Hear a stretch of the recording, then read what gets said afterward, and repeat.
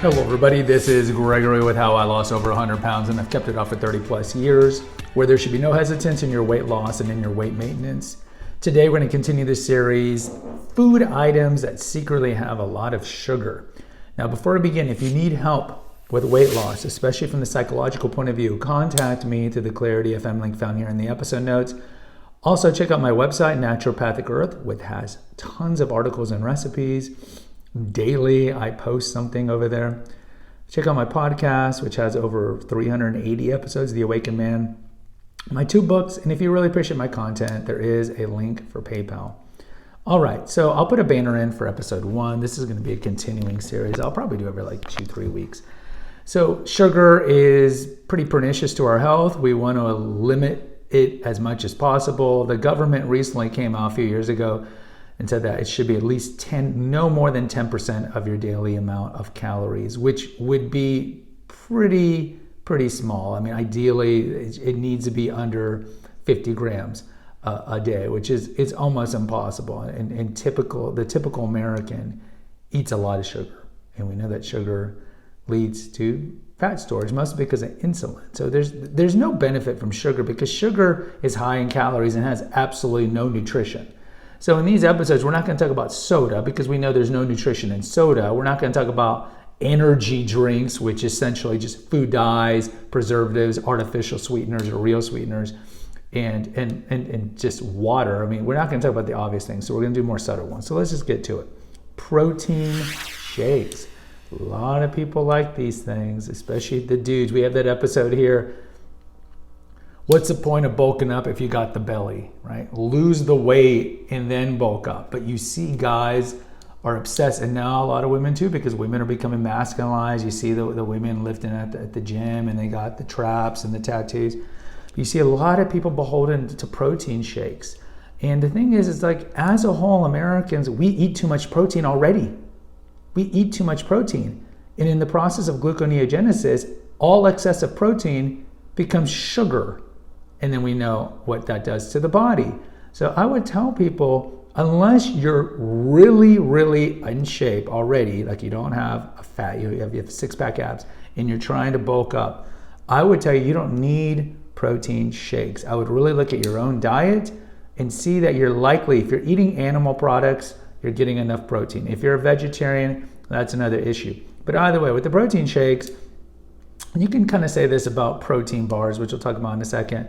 Anything that's like protein laden, really look on the back because a lot of them have a lot of sugar. And certainly the protein shakes, either going to have a lot of sugar or they're going to have a lot of aspartame, which is very bad for your health. And all the Splenda, asasulfam potassium, a lot of these artificial sweeteners we've known for decades are pretty bad for your body. But I would stay away from the protein shakes, at least look on the back of them. Number 2 is going to be energy bars, granola bars, whatever you want to call them. There's tons of bars out there, Cliff bars, Luna bars, just regular granola bars. People like these because they're readily available. They don't get bad because they're shut up with tons of preservatives. And they do tend to have a lot of calories because that's the whole point of granola bars. Granola in itself, kind of like muesli cereal, is meant to have a lot of calories and typically a lot of carbs because it's meant originally to be used for like hiking. But what is granola? Granola is essentially oats coated with tons of sugar. So a granola bar is really not going to be that much different. So if you look at a conventional granola bar, you're looking at 20-25 grams of sugar. You might as well just drink a soda. And even though some of these might be more nutrient dense, I would tell you it'd be much better just to eat some almonds that are preferably soaked, but eat some almonds or eat some nuts or make your own trail mix. Watch out for raisins and dried fruits because they have, as we talked about in episode 1, they tend to have a lot of secret sugar. Well, raisins don't have secret sugar. We all know that raisins have a lot of sugar, but dried fruits, I would tell you to make your own trail mix, and you could certainly do it with some nuts, some cocoa nibs, and some other things that are a little more nutrient dense. Number 3 is going to be skim milk. I mean, why is anybody drinking skim milk still? This is in 1983. But there is still this belief that fat in food makes you fat. Now, we want to avoid trans fats, which are mostly found in fried foods, and we want to avoid saturated fat that doesn't come from straight from animal products like meat, steak. So like the saturated fats found in honey buns, yes, we want to stay away from those. But we need the monounsaturated, polyunsaturated fats. These are the good fats, and you can get them from coconut, avocados, nuts, and so forth, and milk. And so when we take out fat from milk, it tastes like garbage. So what do they have to do? Put in more sugar. So if you juxtapose a carton or serving of whole milk with skim milk, you're going to notice the skim milk has more sugar because skim milk is essentially white water with sugar, and it's disgusting.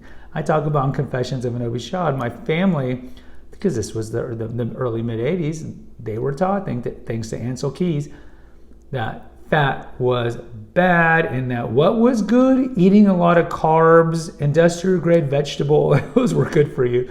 And so we eschewed the fat. So you saw a lot of fat-free Jell-O, fat-free jam, fat-free everything, and including the skim milk. But no, you want to avoid skim milk because also it doesn't fill you up because it doesn't have any fat. Number 4 is going to be nut butters. In just general, we can just say peanut butter. Peanut butter is tasty because it's got sugar. I mean, look, have you ever gone to a grocery store where they have the nuts in the machine? You press the button and the nut butter is made right there, and then you taste, you're like, it's because you're so used to conventional Jiffy and Peter Pan or whatever that they do put sugar in there. And look, I'm a big fan of nut butters. I think if you buy the right ones, especially like an almond butter, because peanut butter is dirt cheap because peanuts don't really have a lot of nutrition and they're legumes. But in general, they are high in good fats. They have a decent amount of fiber and they have a lot of fat and they fill you up. So I don't have a problem with like good nut butters. The problem is you really have to look on the back because a lot of the nut butters are just loaded with sugar. And that's one of the reasons why you can eat almost a whole jar of them because you're just like, whoa. You might as well be just drinking ketchup straight from the jar, talking about episode 1. And the 5th one is going to be maybe a little controversial, but fruit. We have an episode here on the best low glycemic fruits to eat. I'm not saying you should never eat fruit. Of course, I'm not saying that. But we need to be careful because certain fruits, especially the tropical fruits, have a lot of sugar. You look at a 3-ounce serving of pineapple, for example. A 3-ounce serving of pineapple is going to have 16 grams of sugar. Watermelon is another one that's got a lot of sugar. We know raisins, which I personally don't think is a fruit, has lots of sugar. So we need to be very careful because a lot of people are like, oh, it's sugar, it's nature's candy. Yes, and I'm a supportive of a paleo-inspired diet. So if God didn't make it, don't eat it. And certainly I'd rather you be eating pineapple than a muffin. But we can't have this belief that we can just go all carte blanche on all fruits and just be scarfing down pineapples and watermelons and other high sugar fruits all day because they do have a lot of sugar. And ultimately, you are going to get a little more nutrients from eating fruit as opposed to eating a flour-based pastry because that's just essentially sugar and flour, flour is the unnutrient part of wheat. So certainly fruit's going to give you more nutrients, but we don't want to have, again, talking about the previous episode on the pendulum swinging, we don't want the pendulum swinging so far the other way. We think we can just eat all fruit and there's not going to be any consequence at all. You want to be eating low glycemic fruit like berries and cherries and other things like that. And go to that episode and we talk about it over there. So guys, these are 5 of them. We'll do a future episode, maybe around Thanksgiving time. Post in the comments. I'd love to hear from you. Hit the notification, subscribe, and share button. Until next time, take care, God bless, and pray.